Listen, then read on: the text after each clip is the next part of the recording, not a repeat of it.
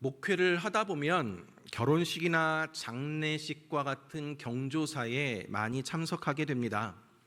혼주들이나 상주들은 찾아오신 그런 분들에게 정성껏 식사를 대접하려고 합니다.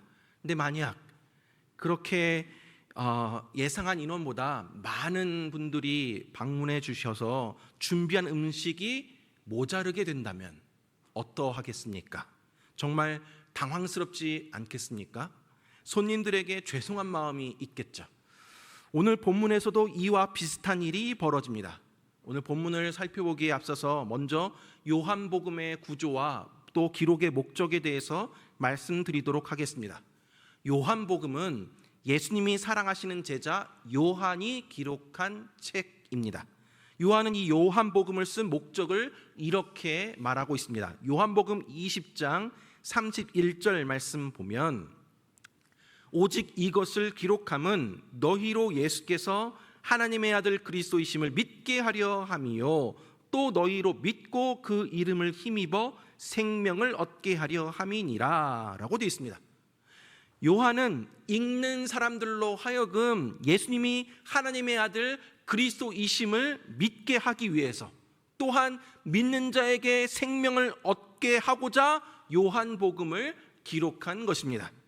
요한복음에는 7가지의 표적 이야기가 나옵니다. 근데 그 모든 표적들이 다 예수님이 하나님의 아들이시다라는 것을 나타내는 것들입니다. 앞으로 몇 주 동안은 요한복음에 나오는 7가지의 표적 이야기를 설교를 통해 함께 나누고자 합니다. 자, 오늘 본문은 먼저 그 첫 번째 표적 이야기입니다. 예수님은 혼인잔치에서 물을 포도주로 바꾸시는 기적을 일으키십니다. 그러나 오늘 본문은 단지 예수님께서 물을 포도주로 바꾸신 놀라운 사건을 뛰어넘어서 예수님이 누구이시며 또 그분이 우리의 삶에 어떠한 의미를 주는지 함께 본문을 통해 나누어 보도록 하겠습니다.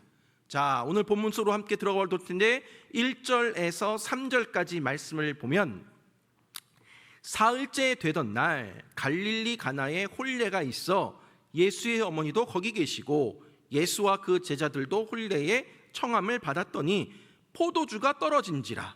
예수의 어머니가 예수에게 이르되 저들에게 포도주가 없다 하니 라고 되어 있습니다. 갈릴리 가나에 혼인잔치가 있었습니다. 당시에 이 혼인잔치는 일주일 동안 진행이 되는 아주 거대한 그리고 중요한 행사였습니다. 그 잔치에 오늘 본문에 보니까 예수님의 어머니도 거기 계셨다라고 합니다. 이 원문의 의미로는 한 주 동안 계속되는 그 잔치에 참여하고 있었다라는 뜻입니다. 그러니까 마리아는 잔치에 손님으로 온 것이 아니라 잔치를 돕기 위해 이 자리에 있었다라는 것을 보여줍니다. 여러분, 우리도 가족들이나 아니면 성도들이 큰 잔치를 할 때 가서 좀 도와주는 경우들이 많이 있습니다. 마리아도 지금 그렇게 도와주러 온 것입니다. 근데 이 자리에 예수님과 그 제자들도 함께 참여하고 있었습니다. 여기서 청함을 받았다라는 것은 손님으로 초대되어 참여하고 있었다라는 뜻입니다. 그런데 이 혼인잔치에 포도주가 떨어지는 당혹스러운 일이 벌어지게 됩니다. 원문은 그냥 모자란 정도가 아니라 이미 완전히 소비되어 없어진 것을 의미합니다.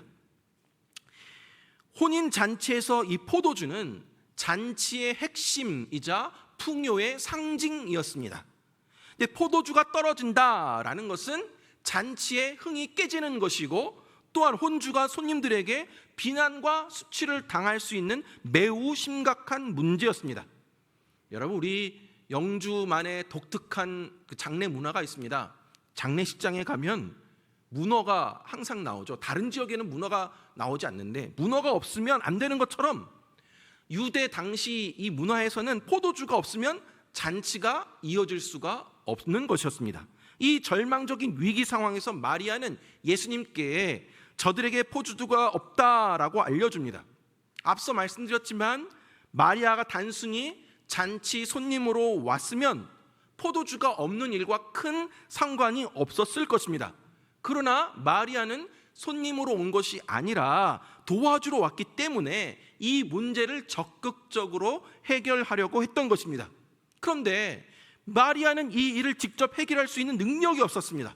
그래서 예수님이 적극 나서서 좀 해결해 주시기를 원하는 마음으로 지금 포도주가 없다라는 사실을 알려주게 되었던 것입니다. 자, 이에 대해서 예수님의 반응이 어떻습니까? 4절 말씀 보니까 예수께서 이르시되 여자여 나와 무슨 상관이 있나이까 내 때가 아직 이르지 아니하였나이다 라고 합니다. 여기서 여자여 라는 이 표현이 우리 한글로는 다소 이제 무례한 것처럼 보일 수가 있지만 원어적으로는 존경하는 분에게 드리는 정중한 표현입니다. 예수님은 지금 이 일은 나와 상관없는 일일 뿐만 아니라 아직 내 때가 이르지도 않았다라면서 아주 정중하게 거절의 의사를 밝힌 것입니다. 나와 상관이 없다라는 말씀은 내가 나설 문제가 아니다라는 것입니다. 사실 이 문제는 주인이 해결해야 할 문제이지 손님이 해결해야 할 문제는 아니었던 것입니다. 그리고 더 중요한 것은 내 때가 아직 이르지 않았다라는 점이죠. 예수께서 내 때가 이르지 않았다라고 말씀하신 것이 문자 그대로 기적을 행할 때가 아니다라는 뜻이 아니라, 만약 그렇게 기적을 행할 때가 아니다라는 것을 의미하는 거 아니에요. 지금 어떤 때냐면 하나님의 때가 아니다라는 것이죠. 그렇기 때문에 내가 지금 하나님의 일을 할 수 없다라는 뜻입니다. 요한복음의 관점에서 볼 때에 예수님께서 기적을 행하시는 목적은 단순히 문제를 해결하시는 것을 넘어서 자기가 누구인지를 나타내고 또한 사람들을 믿음으로 이끌기 위함이었습니다. 따라서 때라는 것은 기적 자체보다는 그 기적을 통해 드러내고자 하시는 예수님의 목적과 영광에 초점이 맞춰져 있습니다. 사실 보다 근본적으로 예수님이 이 말씀을 하신 이유는 어머니 마리아의 믿음을 시험하기 위한 것이었습니다. 마리아가 쉽게 안 된다고 포기하는 믿음을 가졌는지 아니면 끝까지 적극적으로 매달리는 믿음을 가졌는지를 보시려고 했던 것입니다. 그럼 마리아가 이 말을 듣고 어떻게 반응을 합니까? 5절 말씀 보니까 그의 어머니가 하인들에게 이르되 너희에게 무슨 말씀을 하시든지 그대로 하라 하니라. 마리아는 예수님 말씀을 듣자마자 하인들을 불러서 너희에게 무슨 말씀을 하시든지 그대로 하라 라고 말합니다. 마리아가 왜 이러고 있을까요? 마리아는 하나님의 때가 정확히 언제인지 모릅니다. 지금이 하나님의 때인지 아닌지 그건 난 모르겠고, 지금 당장 이 문제는 예수님의 능력이 아니면 해결할 수 없는 문제이기 때문에 오직 예수님만 의지하는 그 믿음으로 나아갔던 것입니다. 마리아는 종들에게 예수님이 무슨 말씀을 하실 텐데 어떤 말씀을 하시든지 그대로 하라라고 지시를 내립니다. 마리아는 자신의 이해를 넘어 예수님의 능력만을 의지하는 믿음을 보여주고 있는 것입니다. 자, 6절에서 8절 말씀 보니까 거기에 유대인의 정결 예식을 따라 두세 통 드는 돌 항아리 6이 놓였는지라. 예수께서 그들에게 이르시되 항아리에 물을 채우라 하신즉 아귀까지 채우니 이제는 떠서 연회장에게 갖다 주라 하심에 갖다 주었더니 라고 되어 있습니다. 유대인의 율법에 따르면 식사 전에 손을 씻는 정결 예식이 있었습니다. 근데 그러한 정결 예식에 쓰이는 사용되는 그 돌 항아리가 그곳에 있었다는 거죠. 두세 통 드는 돌 항아리 6이라고 나와 있습니다. 예수님은 그 항아리에 물을 가득 채우라라고 하십니다. 그 양이 어느 정도냐 하면 대략 600리터 정도 되는 양이라고 합니다. 수천 명이 마실 수 있는 양으로 엄청난 양입니다. 근데 그 물을 부으라라고 하고 그 물을 떠서 연회장에 갖다 주라고 명령합니다. 맹물을 갖다 주라라고 하는 이 상황 가운데 종들은 자신의 이성적인 일반적인 상식으로는 도저히 이해가 가지 않는 상황입니다. 그러나 하인들은 예수님 말씀을 따라서 항아리에 물을 채우고 그리고 연회장에게 갖다 줍니다. 하인들은 아무런 반박 없이 그대로 순종해 나아갑니다. 그런데 무슨 일이 벌어지게 됩니까? 9절에서 10절 말씀 보니까 연회장은 물로 된 포도주를 맛보고도 어디서 났는지 알지 못하되 물떠온 하인들은 알더라.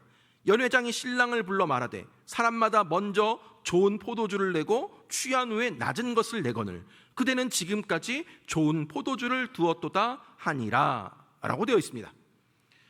예수님 말씀에 따라 순종하여서 이 종들이 연회장에게 그 항아리에 물을 떠서 갖다 주었습니다. 그러자 놀라운 일이 벌어지게 되죠. 분명 그 하인들이 떠온 것은 물이었는데 연회장이 입에 닿을 때 세상 그 어디에서 맛볼 수도 없는 최고급 포도주로 변해 있었던 것입니다. 그 포도주를 맛본 연회장은 깜짝 놀라서 신랑을 부릅니다. 내가 결혼식 많이 다녀봤지만 이런 일은 처음이다. 보통 혼인잔치에는 처음에는 질 좋은 포도주를 내고 손님들이 이제 어느 정도 다 취기가 차오르게 되면 질 낮은 또 물에 탄 포도주를 내오는 게 그때 지금 그런 상황인데 어떻게 당신은 지금까지도 최고급 포도주를 이렇게 두고 있었냐 라면서 그 주인을 칭찬하는 것이죠. 예수님은 결국 물을 포도주로 바꾸셔서 그 혼인집의 위기 상황을 극복하게 해주셨습니다.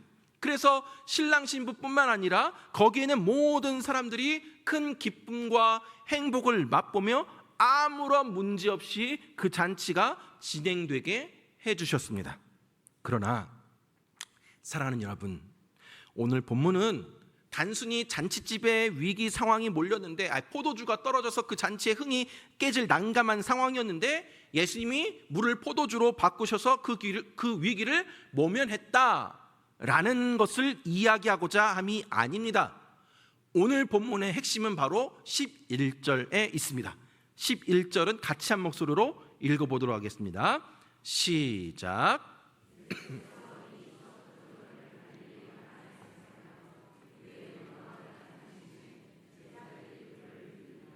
자, 여기에 표적이라는 말씀이 나오죠. 여러분 성경에 표적의 주가 달린 것을 보면 또는 이적이라고 표기가 되어 있습니다. 헬라어로는 세메이온이라는 단어입니다. 사람들이 예수님을 믿도록 도와주는 도구로서 그분의 영광을 드러내는데 사용되는 단어가 바로 이 표적 세메이온입니다. 일반적인 기적과 이 표적 세메이온이 다른 것은 기적은 그 자체로 놀랍지만 표적이라는 것은 기적을 넘어서 기적을 일으키신 분 예수 그리스도께 초점이 맞춰지도록 하는 것입니다. 기적을 통해서 예수님을 믿도록 하는 것이 바로 핵심이라는 거죠. 그것이 바로 요한복음 전체의 핵심입니다. 예수를 믿는 것입니다. 그래서 요한복음에 나오는 7가지 표적은 모두 다 예수님이 하나님의 아들이시라는 것, 그리고 그를 믿음으로 영생을 얻을 수 있다라는 것을 드러내는 이야기입니다. 사랑하는 여러분, 오늘 본문에서 물이 변하여 포도주가 되게 하신 것은 예수님의 첫 표적이었다라고 말씀을 합니다. 예수님은 물을 포도주로 바꾸심으로 자신이 모든 물질을 만들고 다스릴 수 있는 창조주라는 사실을 나타내신 것이죠. 그리고 그것을 본 사람들이 믿도록 하였습니다. 물떠온 하인들은 이 일이 어떻게 진행되는지 알았습니다. 함께 있던 제자들도 알게 되었다는 것입니다. 예수님이 메시아 바로 그분이시구나 라는 것을 확신하게 되었던 것입니다. 이 사건을 통해서 제자들은 예수님에게 창조주의 영광이 있음을 깨닫게 되었고 그분을 믿게 되었습니다.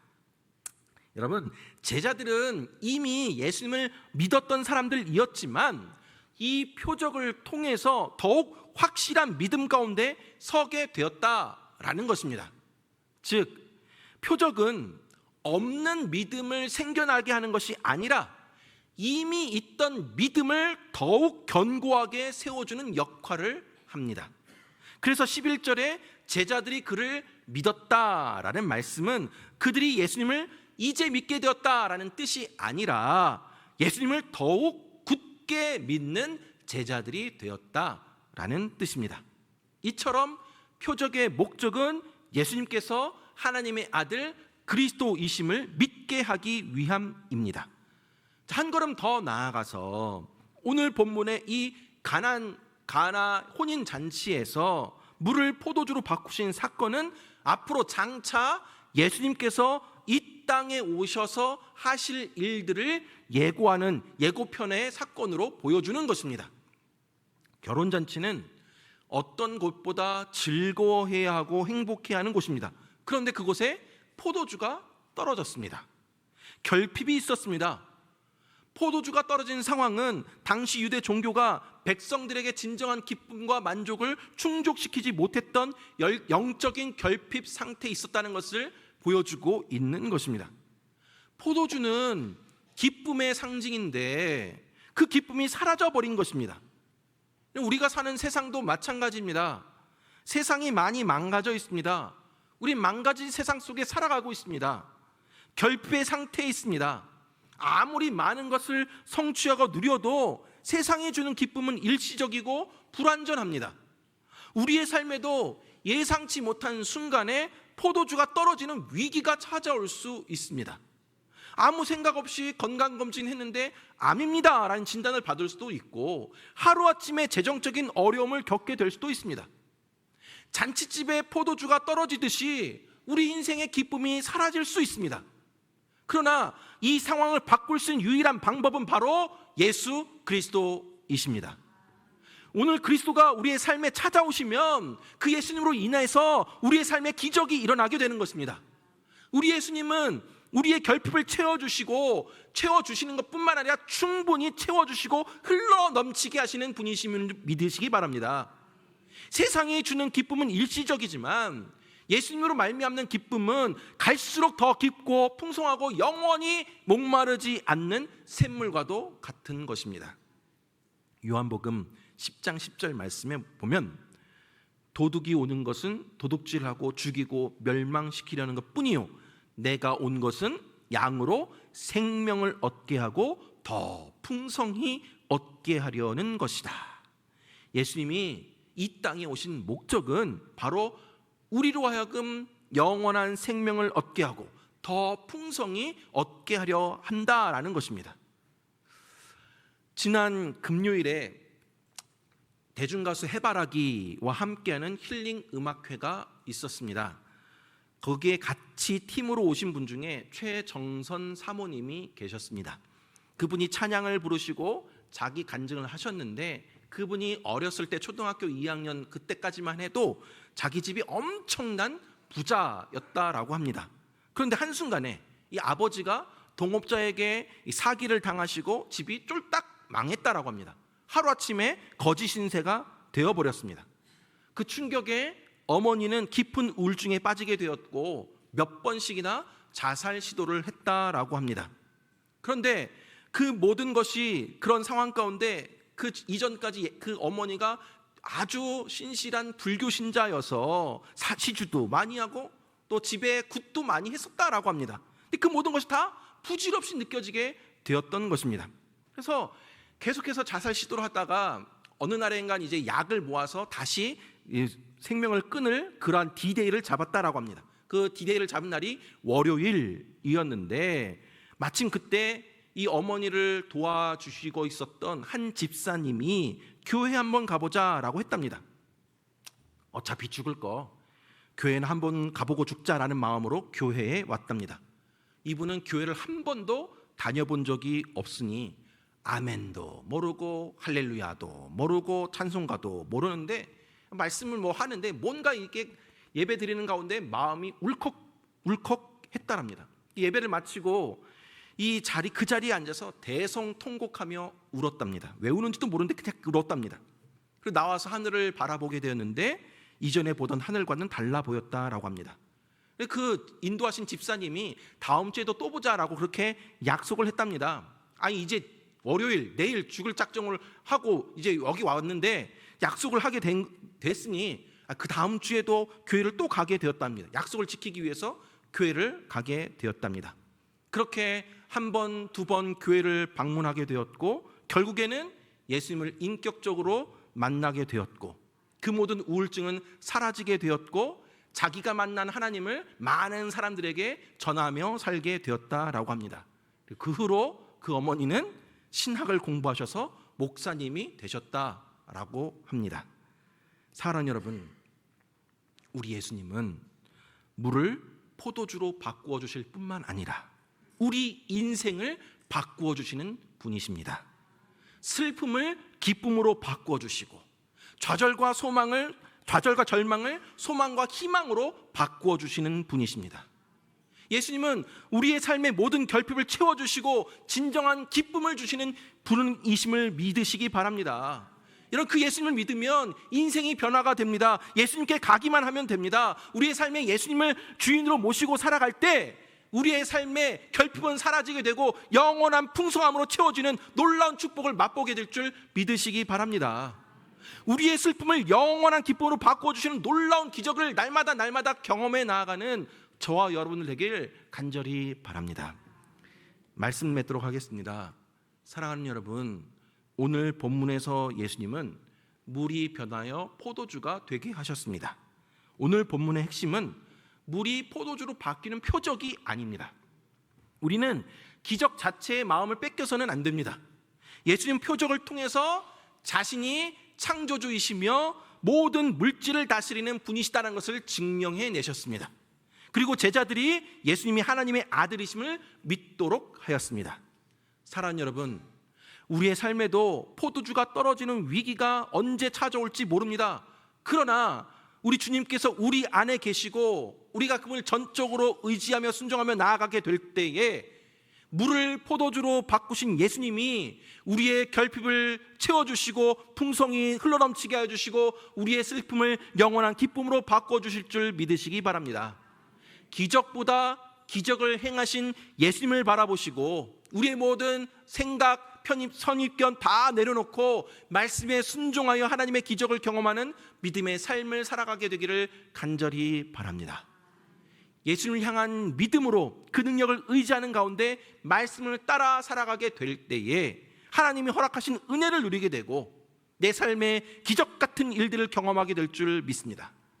정말 우리 삶 속에서 살아계신 하나님이 하실 수 있는 놀라운 표적들을 경험함으로 절대 흔들리지 않는 견고한 믿음 가운데 굳게 서 나아가는 저와 여러분들 되길 주님의 이름으로 축원합니다.